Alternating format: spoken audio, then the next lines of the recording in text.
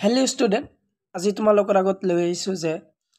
BSc second semester जो तुम्हारे MDC subject आछे माल्टी डिसिप्लिनारी कोर्स तो সেইখন सब्जेक्टर आज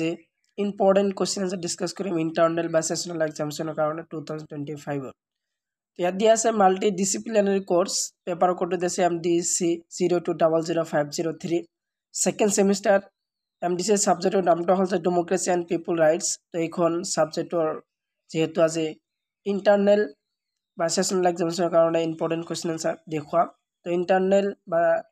সেশনাল এক্সাম 2025 আৰু ফুল মাৰ্কস যেহেতু তোমালোকৰ 30 মাৰ্কসৰ হ'ব আৰু টাইম দিয়া থাকিব 1 আৱাৰ্স তো তোমালোকৰ 1 আৱাৰ্স টাইম দিয়া থাকিব আৰু ফুল মাৰ্কস তোমালোকৰ 30 মাৰ্কসৰ হ'ব ইন্টাৰনাল বা সেশনাল এক্সাম যেটো তো তোমালোকক এক নম্বৰ প্ৰশ্ন তোমালোকক দিয়া থাকিব যে 1 into 4 equal 4 এক নম্বৰ এই প্ৰশ্ন তোমালোকক 4টা দিয়া থাকিব 4টা লিখিব লাগিব তো क्वेश्चन नंबर 1 দিয়া আছে তলত দিয়া যিকোনো 4টা উত্তৰ লিখা তোমালোকৰ যে এক নম্বৰ প্ৰশ্নৰ কাৰণে কোনকেইটা ইম্পৰ্টেন্ট হয় সেইকেইটা তোমালোকে চাই লোৱা প্ৰথম क्वेश्चन নৰ এই নম্বৰটো মোস্ট ইম্পৰ্টেন্ট হয় এটো দিয়া আছে গণতন্ত্ৰৰ অৰ্থ কি মোস্ট ইম্পৰ্টেন্ট হয় তোমালোকে সেশনাল এক্সামিনেশনৰ কাৰণে চাই যাবা ইয়াৰ উত্তৰটো দিয়া আছে গণতন্ত্ৰৰ আক্ষৰিক অৰ্থ হ'ল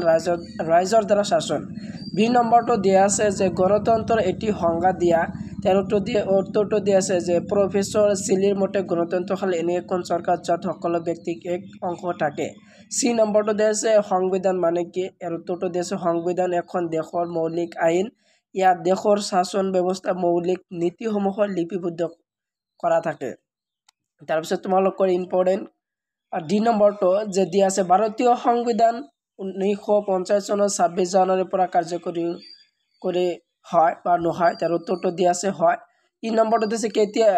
কেতিয়াৰ পৰা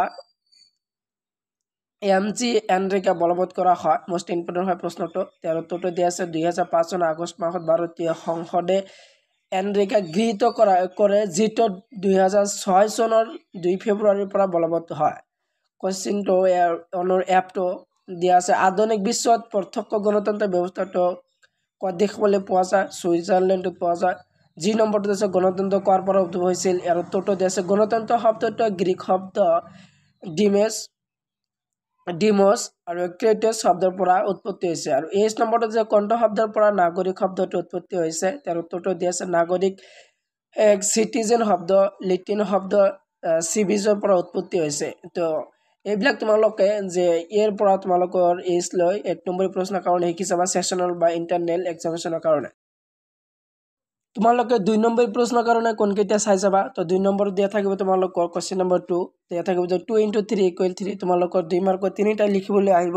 তো তোমালোকৰ 2 নম্বৰে 3টা লিখিব লাগিব তো কোনকেইটা তোমালোকে ইম্পৰ্টেন্ট হয় 2 নম্বৰ প্ৰশ্নৰ কাৰণে হেগেইটা তোমালোকে চাই লোৱা তো তোমালোকৰ 2 নম্বৰৰ প্ৰথমটো क्वेश्चन দিয়া আছে ই যে প্ৰত্যক্ষ গণতন্ত্ৰৰ উপাদান লিখা তো এটো ইম্পৰ্টেন্ট হয় তোমালোকে উত্তৰটো দিয়া আছে জনতা শাসন তাৰ পিছত দিয়া আছে নিৰ্বাচন মুক্ত তো তোমালোকে সম্পূৰ্ণ আনসাৰখিনি তোমালোকে চাই লবা মোস্ট ইম্পৰ্টেন্ট হয় তোমালোকে ইন্টাৰনাল বা সেশনাল এক্সামিনেশন কৰা চাই যাবা তাৰ পিছত তোমালোকৰ দিয়া আছে বি নম্বৰটো দিয়া আছে পৰোক্ষ গণতন্ত্ৰ কি তো এনেকৈ আহিব প্ৰশ্নটো যে পৰোক্ষ গণতন্ত্ৰ কাক বলে বা কি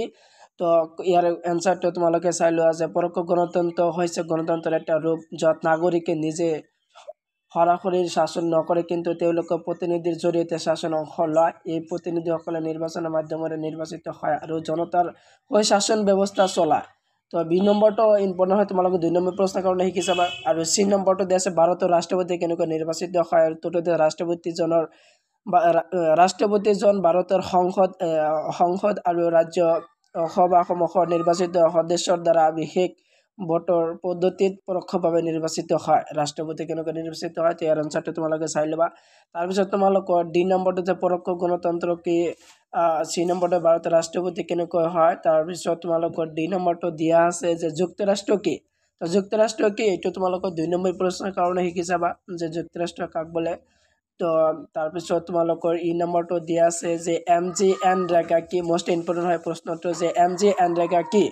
তো এই কোশ্চেনটো ভেৰি ইম্পৰ্টেন্ট হয় যে এমজিএন ৰেগা বুলিলে কি বুজায় কোশ্চেন এই প্ৰশ্নটো তোমালোকৰ 2 নম্বৰ প্ৰশ্নৰ কাৰণে আহিব পাৰে তোমালোকে এটো শিকি যাবা তাৰ পিছত তোমালোকৰ তৃতীয় নম্বৰ দিয়া থাকিব যে যিকোনো 3টা উত্তৰ লিখা তো তোমালোকৰ